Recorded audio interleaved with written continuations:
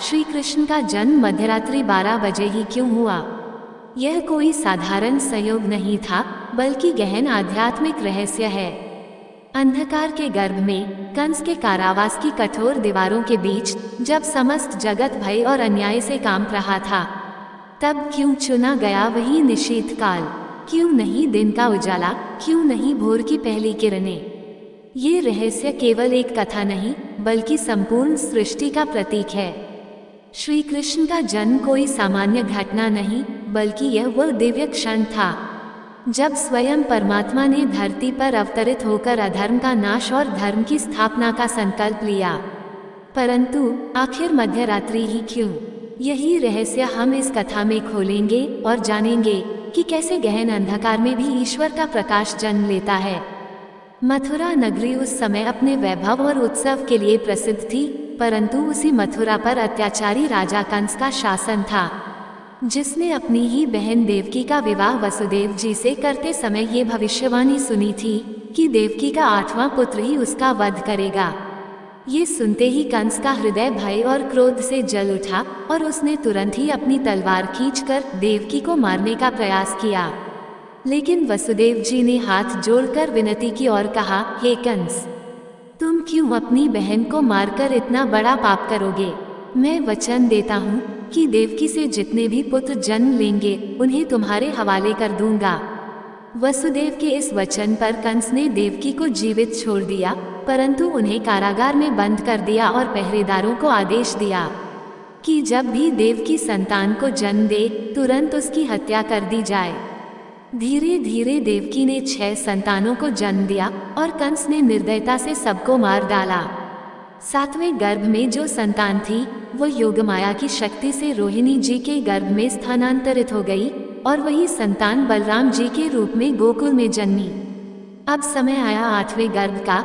यही वह क्षण था जिसके लिए सारा ब्रह्मांड प्रतीक्षा कर रहा था, क्योंकि विष्णु स्वयं धरती पर अवतरित होने वाले थे। कारागार में उस रात अद्भुत घटना घटने लगी। चारों ओर घना अंधकार था, वर्षा के बादल गरज रहे थे, गंगा और यमुना अपने तट तोड़ रही थीं, और समय था गहन मध्यरात्रि का। ठीक उसी क्षण अष्टमी तिथि और रोहिणी नक्षत्र का दिव्य संयोग बना हुआ था। शास्त्रों में कहा गया है कि ईश्वर का जन्म कभी साधारण रूप से नहीं होता, बल्कि ब्रह्मांडीय नियम और दिव्य योग बनने पर ही वह अवतरित होते हैं। जब पूरी सृष्टि मानो भय और अंधकार से ढकी हुई थी, तब उसी अंधकार को चीरने के लिए ईश्वर ने स्वयं प्रकाश का रूप धारण किया। देवकी के गर्भ से जब श्री कृष्ण प्रकट हुए तो वे सामान्य शिशु के रूप में नहीं, बल्कि 4 भुजाओं वाले दिव्य रूप में प्रकट हुए। उनके हाथों में शंख, चक्र, गदा और पद्म शोभित थे। उनके शरीर से अद्भुत तेज प्रकट हो रहा था और कारागार का अंधकार प्रकाशमय हो गया। देवकी और वसुदेव ने अपने इष्टदेव विष्णु को प्रत्यक्ष रूप में देखा और स्तब्ध हो गए। वे हाथ जोड़कर बोले, हे प्रभु, आप तो अनादि, अविनाशी, अजन्मा और अजर हैं। आप ही सृष्टि के रचयिता, पालनहार और संहारकर्ता हैं। हम जैसे साधारण मनुष्यों की गोद में आपने जन्म क्यों लिया? तब श्री कृष्ण ने मुस्कुराते हुए कहा, हे माता पिता, मैं तुम्हारे प्रेम और पृथ्वी की पीड़ा से आकृष्ट होकर आया हूँ। मैंने वचन दिया था कि जब जब धर्म की हानि और अधर्म की वृद्धि होगी, तब तब मैं अवतरित होकर धर्म की पुनः स्थापना करूंगा। कंस के अत्याचार से पृथ्वी भाराक्रांत हो गई है, अतः उसका उद्धार करने हेतु मेरा यह अवतरण है। अब तुम भयभीत मत हो, मैं शीघ्र ही गोकुल पहुंचकर अपनी लीला करूंगा और कंस का अंत करूंगा। इतना कहकर प्रभु ने अपना दिव्य रूप छिपा लिया और एक साधारण शिशु बन गए। कारागार की जंजीरें टूट गईं, पहरेदार गहरी नींद में सो गए और कारागार के द्वार स्वतः खुल गए। वसुदेव ने उस शिशु को टोकरी में रखा और रात के तूफानी अंधकार में यमुना जी को पार कर नंद बाबा के घर पहुँचे, जहाँ उन्होंने नवजात कन्या योगमाया को उठाकर कारागार में रख दिया और कृष्ण को गोकुल में छोड़ आए। इस प्रकार घोर अंधकार की रात्रि में ईश्वर का प्रकाश जन्मा और समस्त संसार को ये संदेश दिया कि जीवन के सबसे कठिन क्षणों में भी ईश्वर का प्रकाश अंधकार को चीरता है। जब वसुदेव जी नवजात कृष्ण को यमुना जी के पार गोकुल पहुंचाकर नंद बाबा और यशोदा मैया के घर लौटे, तब उस घर का वातावरण मानो स्वर्गिक आनंद से भर गया। पूरी गोकुल नगरी में हर्षोल्लास का माहौल था। ढोल नगाड़े बज रहे थे, स्त्रियां मंगल गीत गा रही थीं और नंद बाबा ने अपने पुत्र के जन्म का विशाल उत्सव मनाया, जिसे नंदोत्सव कहा जाता है। यशोदा मैया अपनी गोद में बालकृष्ण को देख देख कर मग्न हो रही थी और उनके मुखमंडल पर मातृत्व का अद्वितीय तेज झलक रहा था। नन्हे कान्हा की मधुर मुस्कान, उनके नटखट नेत्र और नन्हे नन्हे चरण सबको मोहित कर रहे थे। किंतु उसी समय मथुरा में कंस बेचैन हो उठा। उसे यह ज्ञात हो चुका था कि 8वां बालक जन्म ले चुका है और वह उसका काल बनेगा। अतः उसने अपने राक्षस सेवकों को आदेश दिया कि वे विभिन्न रूप धारण करके उस बालक की खोज करें और उसे नष्ट करें। इन्हीं राक्षसों में से एक थी पिशाचिनी समान भयानक दैत्यनी पूतना, जो शिशुओं को मारने में दक्ष थी।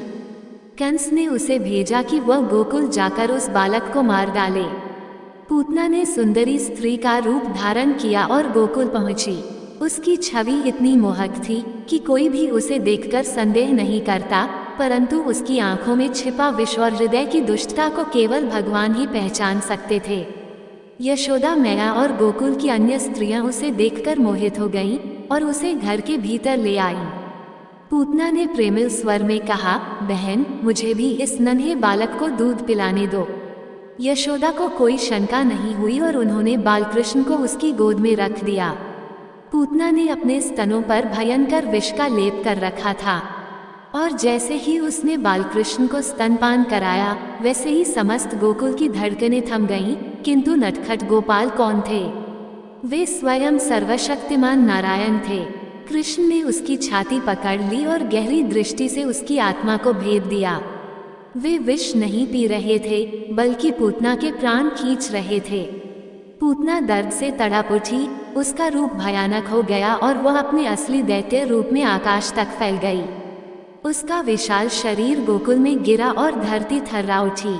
गोकुलवासी भयभीत हो गए, परंतु जब उन्होंने देखा कि उनका नन्हा गोपाल मुस्कुराता हुआ सुरक्षित मैया यशोदा की गोद में खेल रहा है, तो उनके आश्चर्य और आनंद का ठिकाना न रहा।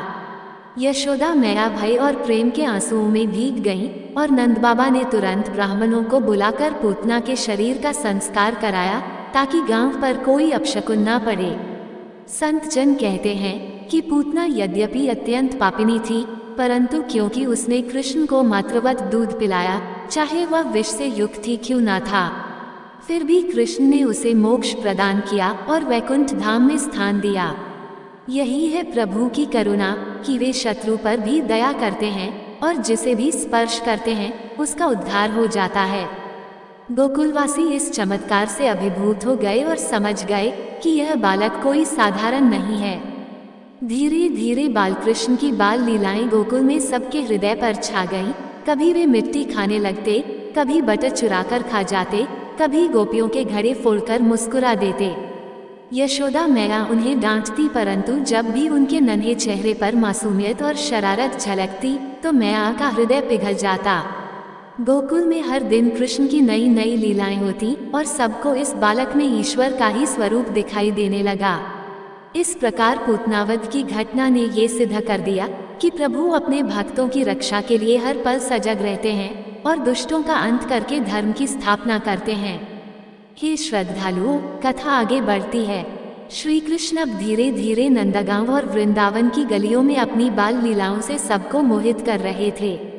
उनके मुख से हर क्षण मुस्कान टपकती थी। उनकी वंशी की मधुर ध्वनि पूरे वृंदावन को रस में डुबो देती थी।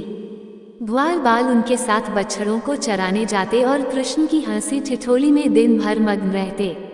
एक दिन ग्वालों के संग खेलते खेलते कृष्ण यमुना के तट पर पहुँचे। यमुना का जल उस समय विषाक्त हो चुका था, क्योंकि उसमें कालिया नामक भयंकर नाग अपने परिवार सहित निवास करता था। उसका विष इतना प्रचंड था कि जल की लहरें काली हो चुकी थीं, वृक्ष सूख गए थे और पक्षी उस तट पर आते ही प्राण त्याग देते थे। ग्वाल बाल यमुना के जल को देखकर डर गए, परंतु कृष्ण की आंखों में भय नहीं था। वे अपने मित्रों से बोले, देखो, ये यमुना हमारी जीवन रेखा है, पर इस कालिया नाग ने इसे विषाक्त कर दिया है। आज हमें इसे मुक्त कराना ही होगा। ये कहकर कृष्ण क्रियापूर्वक वृक्ष पर चढ़ गए और एक ही छलांग में यमुना के बीचों बीच कूद पड़े। जल तरंगों ने उफान मारा, मानो संपूर्ण ब्रह्मांड उनके साहस का स्वागत कर रहा हो। कृष्ण का यमुना में प्रवेश होते ही कालिया नाग क्रोधित होकर बाहर आया। उसकी फुफकार से चारों ओर अग्नि जैसी आभा फैल गई। उसकी आंखें अंगारे की भांति लाल थीं और उसके फन इतने विशाल थे कि मानो संपूर्ण आकाश को ढाक लें। ग्वाल बाल भय से कांप उठे और वृंदावन की स्त्रियां विलाप करने लगी, अरे कृष्णा, तू इतना छोटा बालक कैसे इस भयंकर कालिया से लड़ेगा? परंतु कृष्ण तो स्वयं परब्रह्म है। उन्होंने मुस्कुराते हुए कालिया नाग के फनों को दोनों हाथों से पकड़ लिया और उसके साथ खेल की भांति युद्ध करने लगे। कालिया नाग ने अपने फनों से कृष्ण को लपेटना चाहा, पर हर बार कृष्ण उसके बंधन से छूट जाते। ये दृश्य देखकर सभी देवता आकाश से पुष्प वृष्टि करने लगे। अंततः कृष्ण ने उसके फनों पर अपना सुकोमल चरण रख दिया और एक एक कर सभी फनों पर नृत्य करने लगे। हर चरणाघात के साथ कालिया नाग की शक्ति क्षीण होती गई, उसके फन झुकने लगे और उसकी अहंकार की ज्वाला शीतल होने लगी। कालिया नाग ने करुण स्वर में कहा, हे देव, मैं आपके चरणों में शरणागत हूँ, मुझे क्षमा कीजिए। अब मैं इस यमुना को छोड़ दूंगा और कहीं और जाकर निवास करूंगा। कृष्ण ने करुणा करके उसे जीवनदान दिया और कहा, हे कालिया, अब तू इस यमुना को छोड़कर समुद्र में जाकर वास कर, यहाँ तेरा स्थान नहीं है। नागराज ने प्रणाम किया और अपने परिवार सहित वहां से प्रस्थान किया। यमुना का जल पुनः निर्मल हो गया और वृंदावन वासियों के हृदय में आनंद की लहर दौड़ गई। सभी ने कृष्ण को गले लगाया, ग्वाल बालों ने हर्षोल्लास में नृत्य किया और गोपियां प्रेम से भरकर भजन गाने लगी। यमुना भी मानो लहरों के मधुर संगीत से कृष्ण के चरणों का अभिषेक कर रही थी। इस प्रसंग के माध्यम से हमें ये संदेश मिलता है कि संसार में चाहे कितनी ही विषाक्त परिस्थितियां क्यों न आ जाएं, जब ईश्वर हमारे साथ होते हैं तो कोई भी संकट टिक नहीं सकता। कृष्ण ने ये दिखाया कि अहंकार रूपी कालिया नाग को केवल भक्ति और समर्पण से ही शांत किया जा सकता है। जिस प्रकार उन्होंने अपने नृत्य से विष को समाप्त कर यमुना को शुद्ध किया, उसी प्रकार यदि हम अपने जीवन में भगवान का नाम स्मरण करें तो मन के सभी विष भी नष्ट हो जाते हैं। हे भक्तों, अब कथा अपने चरम पर पहुंचती है। वृंदावन की पावन भूमि पर श्री कृष्ण अपनी अद्भुत लीलाओं से सबका मन मोह रहे थे। उन्होंने बछड़ों को चराते हुए कभी मुरली की मधुर तान छेड़ी, कभी गोप बालकों संग क्रीड़ा की, तो कभी गोपियों के हृदय में प्रेम और भक्ति का सागर जगा दिया। परंतु समय आया जब इंद्रदेव को अपने अभिमान का बोध कराना था।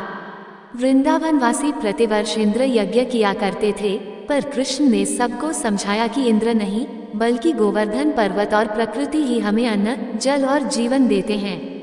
उन्होंने कहा, हमें गोवर्धन की पूजा करनी चाहिए, क्योंकि यह पर्वत हमारी गायों को चारा देता है, हमें जल और छाया प्रदान करता है। नंद बाबा और सभी गोपियों ने कृष्ण की वाणी स्वीकार की और गोवर्धन की परिक्रमा करते हुए उसका पूजन किया। इंद्रदेव क्रोधित हो उठे और उन्होंने प्रचंड वर्षा के साथ वृंदावन को डुबोने का प्रयास किया। चारों ओर अंधकार, गर्जना और भय का वातावरण छा गया। लोग घबराकर कृष्ण के शरण में आए। तब वो नन्हा बालक अपनी छोटी सी अंगुली पर संपूर्ण गोवर्धन पर्वत उठा लेता है। सब वृंदावनवासी उस पर्वत के नीचे सुरक्षित हो गए। 7 दिन और 7 रात तक कृष्ण ने पर्वत को धारण किया और इंद्र का अभिमान चूर कर दिया। अंततः इंद्र को बोध हुआ कि यह बालक कोई साधारण मानव नहीं, बल्कि स्वयं परमेश्वर हैं। वह पृथ्वी पर अवतरित हुए हैं धर्म की रक्षा हेतु। इंद्र ने आकर श्री कृष्ण से क्षमा मांगी और उनका वंदन किया। वृंदावन वासियों ने आनंदमग्न होकर नृत्य और भजन से कृष्ण का गुणगान किया। ये घटना संसार को ये शिक्षा देती है कि जब तक अहंकार बना रहेगा, तब तक ईश्वर के सानिध्य में भी अज्ञानता बनी रहती है। पर जब विनम्रता आती है, तब दिव्यता का साक्षात्कार होता है। अब भक्तों, वो प्रश्न भी विचारणीय है कि श्री कृष्ण का जन्म मध्यरात्रि 12 बजे ही क्यों हुआ? यह कोई साधारण संयोग नहीं था, बल्कि गहन आध्यात्मिक रहस्य है। उस समय अष्टमी तिथि और रोहिणी नक्षत्र का संयोग था, जो स्वयं विष्णु के प्राकट्य का शुभ मुहूर्त है। ज्योतिष और धर्मशास्त्र कहते हैं कि निशीत काल अर्थात रात्रि का मध्य भाग ऐसा समय है जब संपूर्ण जगत अंधकार में डूबा होता है। यही प्रतीक है जब जीवन में अज्ञान, पाप और भय का अंधकार अपने चरम पर हो, तब ईश्वर का प्रकाश जन्म लेता है। श्री कृष्ण का जन्म कारावास की बेड़ियों में हुआ, जहां अंधकार, भय और अन्याय का बोलबाला था। ये संदेश देता है कि प्रभु का प्रकाश हमेशा अंधकार को मिटाने के लिए आता है।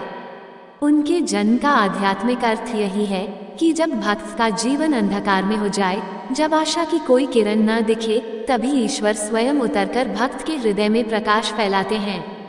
कथा का समापन करते हुए हे श्रद्धालुओं, हमें ये स्मरण रखना चाहिए कि श्री कृष्ण की प्रत्येक लीला केवल मनोरंजन नहीं, बल्कि जीवन के गहन सत्य को प्रकट करती है। कालिया नाग दमन हमें सिखाता है कि अहंकार और विष का अंत केवल प्रभु के चरणों में शरण लेकर ही संभव है। गोवर्धन लीला ये दर्शाती है कि अहंकार को छोड़कर विनम्रता अपनानी चाहिए और प्रकृति का सम्मान करना चाहिए। और उनका जन्मकाल ये सिखाता है कि जब जीवन में अंधकार छा जाए, तब भी विश्वास बनाए रखें, क्योंकि उसी घड़ी प्रभु का प्रकाश जन्म लेता है। इसलिए हे श्रोताओं, इस कथा को सुनकर अपने जीवन में भक्ति, श्रद्धा और सेवा को अपनाइए। जैसे वृंदावन वासी हर संकट में कृष्ण की शरण में आए, वैसे ही हमें भी हर परिस्थिति में प्रभु का स्मरण करना चाहिए। अंततः यही भक्ति, यही प्रेम और यही विश्वास हमें मुक्ति की ओर ले जाएगा। कथा यही पूर्ण होती है। हे प्रिय भक्तों, श्री कृष्ण जन्म की यह पावन कथा हमें ये सिखाती है कि जब संसार अंधकार और अधर्म में डूबता है, तब प्रभु स्वयं अवतरित होकर अपने भक्तों की रक्षा करते हैं। कारागार की गहरी कालकोठरी से लेकर वृंदावन की गोपियों के हृदय तक श्री कृष्ण की प्रत्येक लीला केवल कथा नहीं, बल्कि जीवन का सत्य है। अहंकार का नाश, भक्ति का प्रकाश और धर्म की स्थापना। इस कथा से हमें यही संदेश मिलता है कि चाहे समय कितना भी कठिन क्यों ना हो, यदि हमारे हृदय में श्रद्धा और विश्वास है, तो प्रभु अवश्य प्रकट होते हैं और हर बंधन को तोड़ देते हैं। इसलिए हे श्रोताओं, यदि इस कथा ने आपके हृदय को छुआ हो, तो इसे केवल अपने तक न रखें। इसे अपने मित्रों, परिवार और हर उस जन तक पहुंचाएं जो कृष्ण प्रेम में डूबना चाहता है। भक्ति बांटने से बढ़ती है, प्रेम साझा करने से अनंत हो जाता है। तो आइए इस कथा को आगे फैलाएं, लाइक करें ताकि और लोग जान सकें, शेयर करें ताकि भक्ति का ये संदेश हर हृदय तक पहुंचे, और सब्सक्राइब करें ताकि अगली बार जब भी भक्ति और आध्यात्मिकता की कोई अमृत कथा आए, आप सबसे पहले उससे जुड़ सकें। जय श्री कृष्ण। हरि नाम संकीर्तन की ज्योति आपके जीवन को आलोकित करे। प्रेम से बोलिए जय श्री हरि विष्णु। वीडियो पसंद आया हो तो लाइक करें और अपने दोस्तों के साथ शेयर करें। कमेंट बॉक्स में जय श्री कृष्ण लिखना ना भूलें। फिर मिलते हैं एक और दिलचस्प वीडियो के साथ। धन्यवाद। जय श्री कृष्ण।